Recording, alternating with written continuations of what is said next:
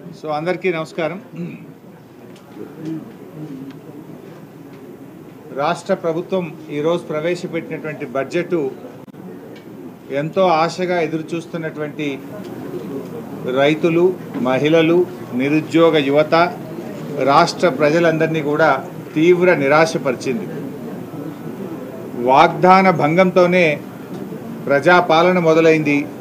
ఇవాళ దానికి బడ్జెట్ కూడా అద్దం పడతా ఉంది. మీరు చూశారు, ఈరోజు నిన్న కూడా మేము శాసనసభలో మాట్లాడాం. ప్రజాపాలన అనేటువంటిది అభాసు పాలైంది. ఒకరోజు ముఖ్యమంత్రి గారు పోయారు, 3 రోజులు మంత్రులు పోయారు, తర్వాత అవుట్సోర్సింగ్ ఉద్యోగులకు పరిమితమైందని నిన్న శాసనసభలో కూడా చెప్పాం. అదేదో చాలా గొప్పగా జరుగుతుందని వాళ్ళు చెప్పే ప్రయత్నం చేశారు.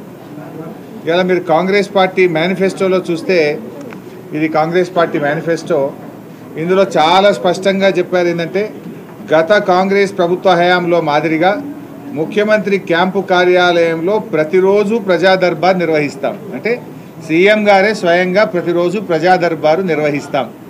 కానీ జరిగింది ఏంది? ఒక రోజుకు మాత్రమే పరిమితం చేసి ప్రజా దర్బార్కు ఇప్పుడు గతంలో కలెక్టర్లు కలెక్టరేట్లలో తీసుకున్నటువంటి దరఖాస్తులకు దీనికి తేడా ఏమున్నది?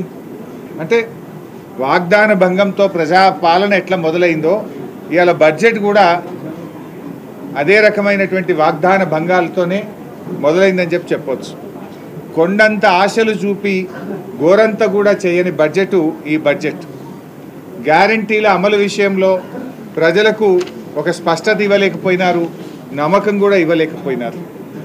ముఖ్యంగా గౌరవ కేసీఆర్ గారు రైతును రాజు చేసేందుకు కేసీఆర్ గారు ప్రభుత్వం కష్టపడితే, కాంగ్రెస్ పార్టీ ఈ ప్రభుత్వం ప్రవేశపెట్టిన బడ్జెట్ అన్నదాతల్ని ఆగం చేసే విధంగా ఉన్నది. ఎన్నికల ప్రచారంలో రైతులకు కాంగ్రెస్ చెప్పిందేమో చాంతాడంత, బడ్జెట్లో ఇచ్చిందేమో చెంచాడంత. రైతు భరోసా ఇస్తామని చెప్పి ఇవాళ రైతులకు బడ్జెట్లో నామమాత్రపు కేటాయింపు ఇచ్చారు. అంకెలు మార్చి ఆంక్షలు పెట్టి అన్నం పెట్టే రైతన్న నోట్లో మట్టి కొట్టే విధంగా ఈ బడ్జెట్ ఉంది. రైతు బంధుకు రామ్ రామ్ పలికేటట్టు, రుణమాఫీకి మొండి చేయి చూపేటట్టు, పంటల బోనస్ బోగస్ అన్నట్లుగా ఈరోజు బడ్జెట్లో కేటాయింపులు ఉన్నాయి. ఎందుకు ఈ మాట అంటున్నామంటే, ఆర్థిక మంత్రి గారు స్వయంగా బడ్జెట్ చదివేటప్పుడు ఏమన్నారంటే, వ్యవసాయ రంగానికి ఈ బడ్జెట్లో 19,746 కోట్లు పెట్టినామన్నారు. ఈ 19,746 కోట్లలో ఎస్టాబ్లిష్మెంట్ ఉంటుంది కదా, జీతాలు, ఎస్టాబ్లిష్మెంటే ఓ 3,000 కోట్లు పోతుంది. ఇక మిగిలేదంత ఓ 16,000 కోట్లు. మరి 16,000 కోట్లలో రైతు భరోసా ఎట్లొస్తుంది, రుణమాఫీ ఎట్లా చేస్తారు, రైతు బీమాకు నిధులు ఎక్కడివి, బోనస్ ఎట్లా అమలు చేస్తారు, మరి అదేవిధంగా పంటల బీమా ఎట్లా చేస్తారు, ఫామ్ మెకనైజేషన్కు నిధులు ఎక్కడివి? అంటే మొత్తంగా ఈ రైతులకు మొండి చేయి చూపించింది కాంగ్రెస్ పార్టీ. అంటే ఈ హస్తం కాస్త మొండి చేయి అయిపోయింది రైతుల విషయం వచ్చేసరికి. ఇలా రైతు భరోసా రాష్ట్రంలో 1,50,00,000 ఎకరాల భూమి ఉన్నది.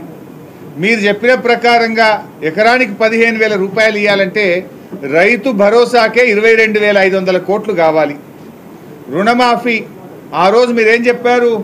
డిసెంబర్ 9వ తేదీననే 2 లక్షల రూపాయల రుణమాఫీ చేస్తామని రైతులకు నమ్మించే ప్రయత్నం చేసినారు.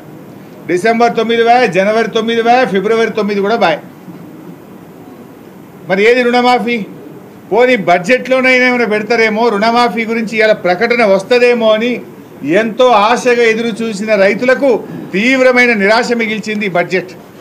ఇలా 2 లక్షల రూపాయల రుణమాఫీకి 40,000 కోట్ల రూపాయలు అవసరం. కానీ బడ్జెట్లో 4 రూపాయలు కూడా రుణమాఫీకి కేటాయించలేదంటే ఇలా రుణమాఫీకి మొండి చేయి చూపింది ఈ కాంగ్రెస్ పార్టీ. రైతు బీమా, మరి గతంలో మేము రాష్ట్రంలో రైతులందరికీ రైతు బీమా చేశాం. మీరు కౌలు రైతులకు కూడా రైతు బీమా చేస్తామన్నారు. మరి దాదాపు 2,000 కోట్ల రూపాయలు రైతు బీమాకు కావాలి. అదేవిధంగా బోనస్ ఒక వడ్లకే కాదు, మీరేం చెప్పినారు మీ మేనిఫెస్టోలో స్పష్టంగా చెప్పినారు. ఇందులో వడ్లకు, మక్కలకు, కందికి, సోయాకు, జొన్నకు, ఈ పంటలన్నిటికీ మీరు కనీస మద్దతు ధరను ప్రకటించారు. మరి ఆ ప్రకారంగా బోనస్ ఇవ్వాలంటే 15,000 కోట్ల రూపాయలు పంటల బోనస్కే అవసరం. అంటే బోనస్ను బోగస్ చేసిండ్రు మీరు కాంగ్రెస్ పార్టీ. ఉద్యానవన పంటలు హార్టికల్చర్ కానీ, డ్రిప్ ఇరిగేషన్ కానీ, స్ప్రింక్లర్ సెట్లు కానీ, ఫార్మ్ మెకనైజేషన్ కానీ ఇవన్నీ కావాలంటే దాదాపు 82,000 కోట్ల రూపాయలు కావాలి.